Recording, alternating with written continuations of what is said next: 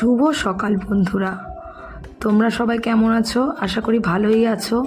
আজকে তোমাদের সাথে আমার সারাদিনের কিছু কাজের অংশ তোমাদের সঙ্গে শেয়ার করছি। ভালো লাগলে অবশ্যই কমেন্ট করে জানিও।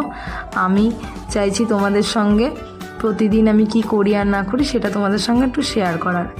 তো খারাপ হলে তোমরা ক্ষমা করে দিও আমায়।